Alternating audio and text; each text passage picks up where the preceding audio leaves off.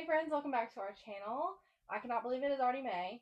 So let's do a quick little reading wrap up of all the books we read in April. I read 9 books total, so this should not be very long, but I read some good books, so stick around to hear about them. Starting off strong with my only 5-star read of April is Beautiful Exile by Catherine Cowles.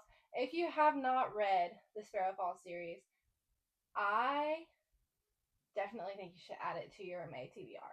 It is so good. It is a romantic suspense series, so I think that it would be good for like lounging by the pool. It's different than your typical thriller, which I don't really like thrillers, so that's why I like to have some romance thrown into them. I can read them if they're like that. This book is about Lincoln and Arden, and if you've read any of the other books, you know Arden's like the closed off sister, and Lincoln is the owner of her brother's hockey team. So it's a really good one. She holds a knife to his throat. That's how they met. The next book I read was Say You'll Remember Me by Abby Jimenez. This was my most anticipated read for April. It was probably one of my most anticipated reads of the year, and sadly, it was a letdown. This one was a maybe for me because I'm just always gonna read anything Abby Jimenez writes, no matter what. So like, yes, if you love Abby Jimenez and you've read all of her other stuff, I definitely recommend this one to read just because it's Abby Jimenez. But it was not, it was my least favorite. It was my least favorite of hers. If you saw my other YouTube video I did, I ranked Abby Jimenez's books, and this one was tied for last place. I don't know.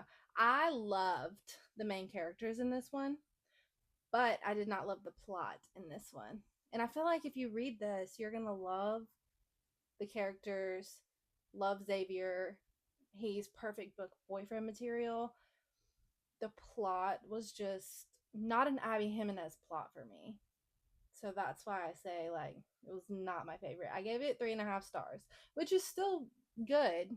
It's just not what Abby Jimenez normally writes. Next, I read One True Loves by Taylor Jenkins Reid. This was my first Taylor Jenkins Reid book, and I drew it out of my TBR jar that we do on book club podcast episodes. So if you don't know, we have a podcast, and we do a monthly book club, and at the end of every book club podcast, we've each picked books for each other that we put in like a little TBR jar, and this was the book I pulled out of my TBR jar. It is not a book that I would choose for myself, but I loved it. I gave it 4.5 stars. I listened to it on audiobook, which is I am not a big audiobook person, and I devoured this audiobook. I could not put it down or stop listening to it. I was listening to it in the car. When I got home and I was cleaning, I was listening to it. I listened to it in 2 days, and it's like a 9-hour audiobook.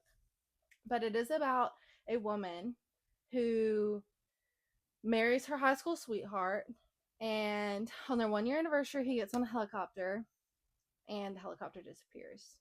Fast forward a few years, she's engaged to another man, and magically, this guy surfaces and calls her and is like, I've been waiting for you. That is not giving anything away. That is just what is on the back of the book. But it's very heartbreaking and real, but it's really good. And it turns out the way I wanted it to in the end. So I definitely recommend that one. The next book I read was Simply Mine by Laura Pavlov. We got sent this book by Entangled Publishing. And when I got it, the back of it says perfect for fans of Elsie Silver. If you know me, I am like Elsie Silver's #1 fan, obviously. I love Elsie Silver so much. If you've read the Rose Hill series, this book is very similar writing wise to the Rose Hill series because it's not very cowboy esque. It's about a best friend's brother type romance. So it's not like a cowboy Elsie Silver. It's like her fun real books. The next book was Wild and Wrangled by Lila Sage. No. I've read the whole series and I have actually enjoyed the rest of the series. This book was just a big miss for me. One, it took Cam and Dusty entirely too long to get together in the book. Two, when you find out why they actually broke up in high school, you're like, are you kidding me? That's it. That caused this big breakup to where you don't talk to each other when you're grown-ups. It was stupid. And then the whole third act breakup at the end. I mean, obviously, there's going to be third act breakups everywhere in almost every book. But this third act breakup was over him owning a house. That's it. Him owning a house. And you just couldn't close out the series better than that. Like, I don't know. I love Dusty. The man that Dusty was 10 out of 10. Cam was what ruined it for me. Trial of the Sun Queen. This was our book club pick for our podcast this month, and it was so good. We all loved it. Our episode came out Tuesday, or comes out Tuesday. I don't know. Check our podcast to see. I don't know when this video is coming out.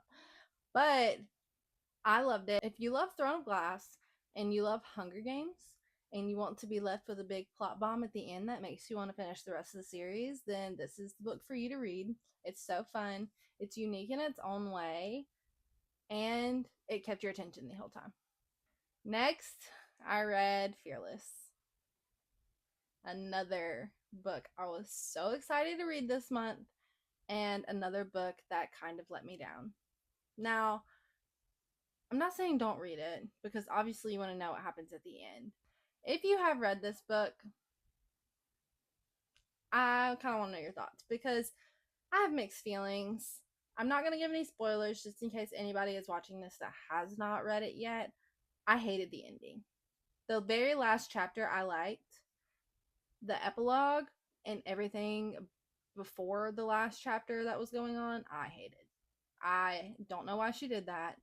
There's so many different ways that she could have went with this book, and I feel like she chose the wrong one every time. And I know people either love or hate this book. I am one of the ones that did not like it. So next we have Cash by Jessica Peterson. This popped up on my Kindle Unlimited. I needed something fun after 2 fantasies, and I love me a good cowboy romance. So if you've read the Chestnut Spring series by Elsie Silver, then highly recommend this one. It's a series and it follows brothers just like Chestnut Springs did, and it's different than a lot of other cowboy romances I've read, which I was very thankful for, and it was really good. So highly recommend you check it out. It was a very quick read. Then next we have On Midnight Shores by Julie Olivia. This one was super cute. If you've read Sarah Adams books and you like them but wish they were spicier, then you need to read this book. Practice Makes Perfect is one of my favorite books of all time by Sarah Adams. This is basically Practice Makes Perfect-esque, but spicy. This is about 2 artists, and she needs an internship for the summer, and he takes her on as the teacher, and he's going to teach her things, but he also teaches her other things, if you catch my drift. And it's spicy, and they paint each other, and it was really good. So if you're wanting a fun book, definitely check that one out. As always, thanks for watching our YouTube channel. Don't forget to subscribe and follow us on all of our socials that are linked in our bio. Bye.